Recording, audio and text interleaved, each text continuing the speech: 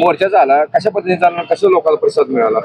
तुम्हाला सांगतो की आज उपवर्गीकरण अबकड्याच्या विरोधात धाराशिव जिल्ह्याच्या वतीने 59 जातीचा विराट मोर्चाचं नियोजन होतं. ह्या मोर्चामध्ये जास्तीत जास्त संख्येनं बौद्ध समाज, चर्मकार समाज, ढोर समाज, मातंग समाज आणि 59 जातीतले जेवढे काय इथं आपल्याकडं उपलब्ध जाती आहेत ती सगळ्यात जास्तीत जास्त संख्येने होते. आणि आजचा जो विराट मोर्चा होता, माझ्या हिशोबानं सोलापूरला जी मोर्चा झाला त्या मोर्चापेक्षा सुद्धा जास्त संख्या धाराशिवला होती.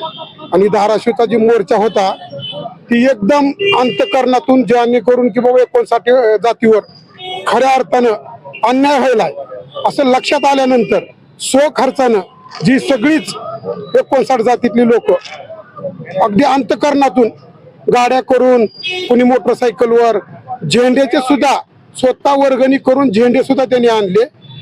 विशेष म्हणजे समितीनं 1 रुपया सुद्धा खर्च न करता एवढ्या न्याय हक्कासाठी सगळ्या जातीची लोक उपस्थित झाली. आणि आंबेडकर साहेब तसेच माधव गायकवाड राष्ट्रीय चर्मकार महासंघाचे धनंजय नाना शिंगाडे तसेच पूर्ण तालुक्यातली लोक, जिल्ह्यातली लोक जास्तीत जास्त संख्येने उपस्थित होते. एवढा आनंद झाला की जेणेकरून त्या सरकारला झुकावं लागलं की आज जर सरकारनं जर चुकीचा निर्णय दिला तर सरकारला एकच वाटेल की आपण एक जातीला न्याय देण्यासाठी आपण 58 जातीचा विरोध घ्यावा का न घ्यावा. त्याच्यासाठी मला एक असं वाटतंय की 58 जातीला नाही की 59 जातीला समानतेनं न्याय देतील असं मला वाटतं. कदापि होणार नाहीये, कधीच होणार नाही. मातंग समाज आमचा भाऊ आहे, आम्ही त्यांना घेऊन चालणार. अबाकडे कधीच होऊ देणार नाही. आणि अबाकडे जर तुम्ही करंड्याचा निश्चय केला तर तुमचे टांगडे तोडल्याशिवाय राहणार नाही. या महाराष्ट्रामध्ये बीजेपीचा आमदार फिरू देणार नाही, मंत्री फिरू देणार नाही. RSSचा कुठलाही कार्यकर्ता कुठंही कानेकोपऱ्यात असला तर त्याला ताण मारणार.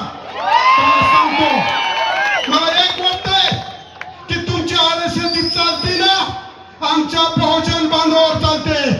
बहुजन बांधवावर तुमची RSS जर गुंडाळायची असेल तर ती ताकद ह्या SC समाजात आहे. यानंतर OBC समाज सुद्धा आमच्या सोबत राहणार आहे. याच्या अगोदर तुम्ही मराठा समाज आणि धनगर समाज OBC समाजामध्ये लावून दिला. परंतु आज सांगतो तुम्हाला, आमच्यात लावून द्यायचं कधी भानगडीत पडू नका. फुले महामंडळ चर्मकाराचं संत रोहिदास महामंडळ चर्मकाराचं आहे. इतकी साहेब दुरावस्था आहे, त्याच्याकडे 1 रुपया नाही, कर्मचारी नाही, MD नाही, पोरांचे लाभार्थीचे पैसे भरून घेतले जात. 2-2 वर्ष 2-2 प्रॉपर्टीवरती बोजा चढवलेला आहे.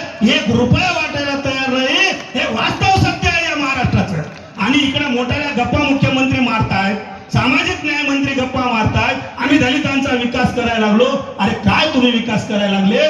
तुमच्या दलिताच्या ज्या ज्या आपल्या स्कीम आहे सगळ्या बंद पाडण्याचं काम सरकारनं केलं.